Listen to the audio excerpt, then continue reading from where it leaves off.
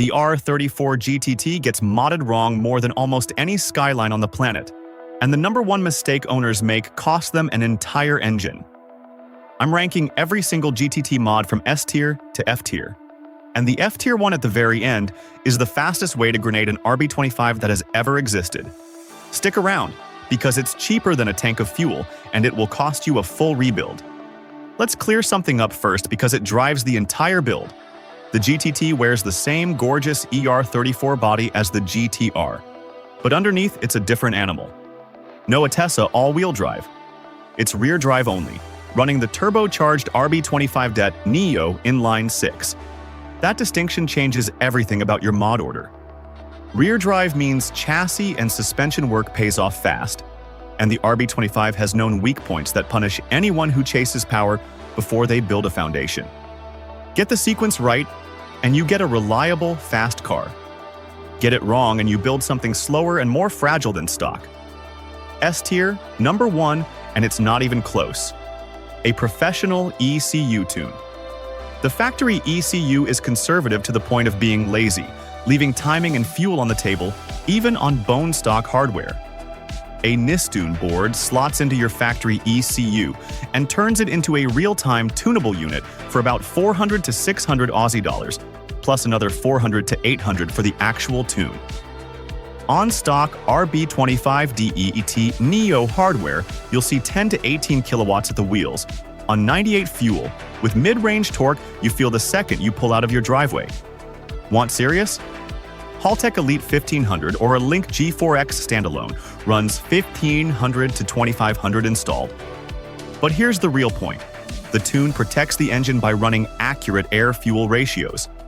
It's the first mod, always. S tier #2, and it partners directly with that tune. A high-flow intake. The factory airbox is restrictive by design. An HKS Superpower Flow Pod runs about $250 to $350. Apexy power intake slightly less. It's a 1 to 2 hour home garage job. But listen to me on this one, because it's an open loop I'm closing now. A pod filter without a tune can actually cause running problems on the NEO, because the MAF sensor is sensitive to airflow changes. That's exactly why the tune ranks first. It enables the intake to breathe correctly instead of throwing your fueling into chaos. S tier #3 completes what the community calls the bolt-on trinity, a catback exhaust. The factory cat and small piping are choking this car. An HKS high power in 76mm runs 200 to 1800, a Greddy Revolution RS 1500 to 2200, or Go Tomy Extreme Titanium for 2000 plus. Catback alone on an untuned car is only 5 to 10 kilowatts. But stack the Trinity together and you're looking at 15 to 25 kilowatts at the wheels, taking a stock GTT from around 155 to 165 up to 175 to 185 at the wheels on 98. Total spend on all three, 1,500 to 3,000. It transforms the car without touching reliability. And a quality branded exhaust actually adds resale, as long as it isn't obnoxiously loud. Now A tier, starting with coilovers because this is a rear drive car, and chassis work pays dividends. TeenFlex Z at 1,500 to 2,000 is your street entry point. BC Racing BR Series, 1,800 to 2,500, is the value king in Australia and the UK.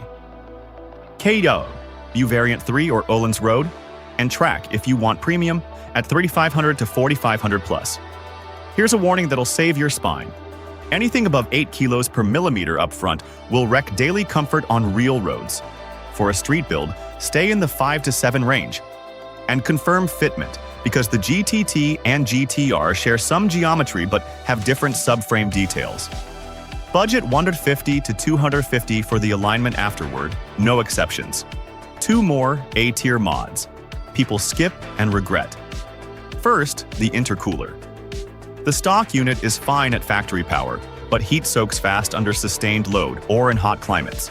A Plasmaman or PWR front mount, both Australian-made with excellent RB reputations, runs 200 to 1,800. Front mounts need piping fab and can affect hood clearance, so a mild street car in a cool climate can wait. Second, brakes. Braided lines from Goodrich or Hell are $200 to $300 and sharpen pedal feel instantly. Do them first. Endless or RDA slotted rotors with Bendix track pads 500 to 800 is a superb street track combo. If you're making more power than stock, you'd better be able to stop. Rounding out A tier, lightweight forged wheels. And this is one of the few mods that improves multiple performance metrics at once. Going from a heavy cast wheel at 10 to 12 kilos per corner to a quality forged wheel at 6 to 8 kilos cuts unsprung mass, which sharpens suspension response, steering feel, and acceleration together. Ray's TE37 in 18-inch is the classic R34 pairing. Workmeister S1, NKRPF1 for value, Advan Racing GT for show. The GTT runs a 5x1 14.3 bolt pattern, 66.1 hub bore, factory offset around +30 to +45.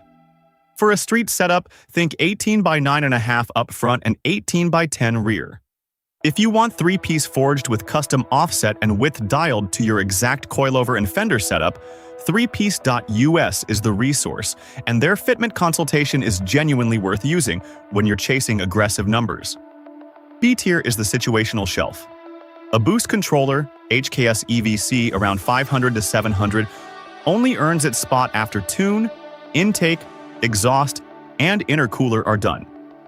Then you can safely push the stock turbo from 7 or 8 psi up to 10 to 12. Fuel system upgrades, a Walbro 255 pump for 150 to 200 plus 550 to 740 cc injectors only matter above 200 kilowatts at the wheels, or if you're running E85. Below that, it's irrelevant. And strut braces from Cusco, 150 to 400, give a real but modest chassis benefit you'll feel on track and barely notice on the street. None of these are wrong, they're just wrong first. C tier, quickfire, short shifter 200 to 400, subjective and minor since the factory shifter is already direct. Lightweight flywheel, 600 to 1200, sharpens throttle response but makes traffic annoying. So it's C tier for a daily and B tier only for a dedicated track car. Cosmetic body kits. The R34 is already stunning, and budget fiberglass kits have fitment nightmares and hurt resale. Quality Nismo, Veilside, or Duluck pieces hold value but cost real money. Here's my honest downside admission. Even on the wheels and look stuff we love, none of this makes the car faster. If your budget is tight, aesthetics come last, full stop.